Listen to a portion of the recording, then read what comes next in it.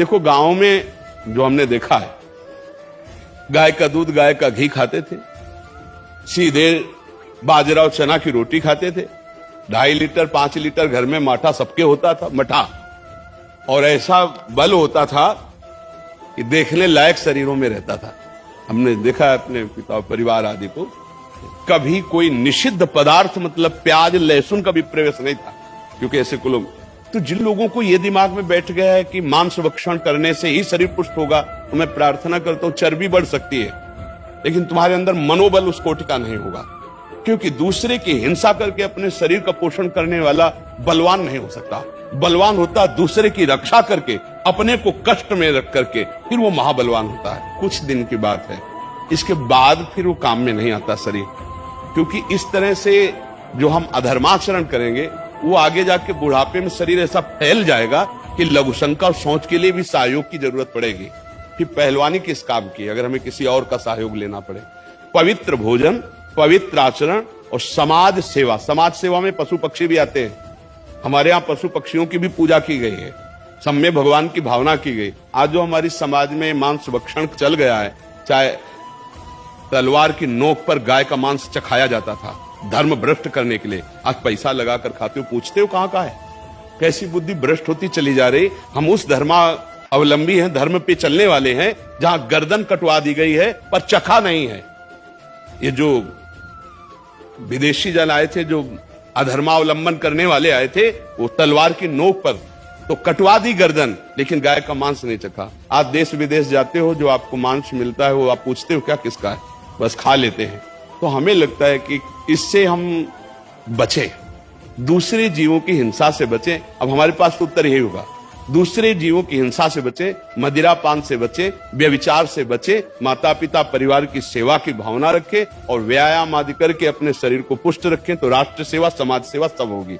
अगर हम किसी को कष्ट देते हैं तो हमें नहीं लगता कि हम आगे चलकर सुखी हो पाएंगे। आप सात्विक भोजन और ब्रह्मचर्य धारण करें। हमने 2 को देखा है।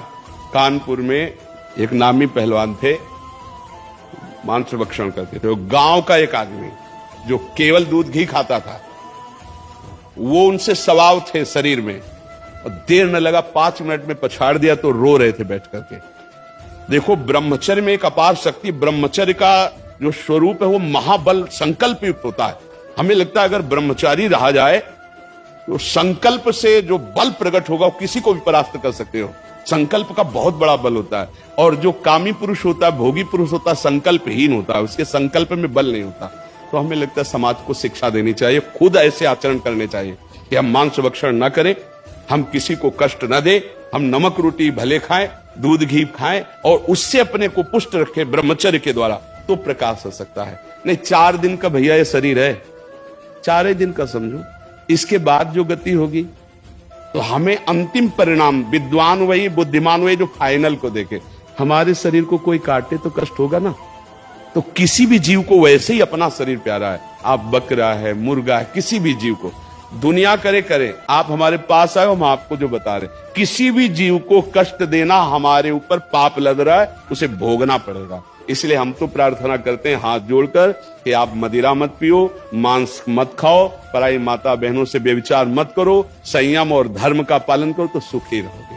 अगर ये ऐसा नहीं है तो 4 दिन की चांदनी है, फिर अंधेरी रात है। ये शरीर कब कैंसर हो जाए, कब किडनी फेल हो जाए, कब एक्सीडेंट हो जाए, हमारा कर्म घटना रूप धारण करता है। कभी डंडा लेके कर्म नहीं आता, कर्म घटना रूप बनता है। अरे बोले बहुत अच्छे पहलवान थे, जा रहे थे, एक्सीडेंट हो गया, अब वो फैल गया, शरीर नष्ट हो गया, बोले अमुक रोग हो गया। इन सब घटनाओं से बचने के लिए भगवान का नाम जप करे। हनुमान जी से बढ़कर कोई महाबली है? और हर समय राम राम राम राम ना, भगवान की भक्ति। और भगवान परशुराम महाबली। जब तक हम भगवान का आश्रय नहीं लेंगे, भजन नहीं करेंगे, संयम से नहीं चलेंगे, पवित्रता से नहीं चलेंगे, तो दूसरों के ऊपर हमारा प्रभाव नहीं पड़ेगा। हमारे अंदर शारीरिक बल बढ़ेगा तो काम भी बढ़ेगा। कई जगह ऐसा देखा गया है कि बेविचार प्रवृत्ति नहीं रुकती, तो हम मांस खाकर शरीर को बलवान करके समाज को दिखा करके पैसे ले लिए और वासना से काम की पूर्ति, ये पहलवानी नहीं है।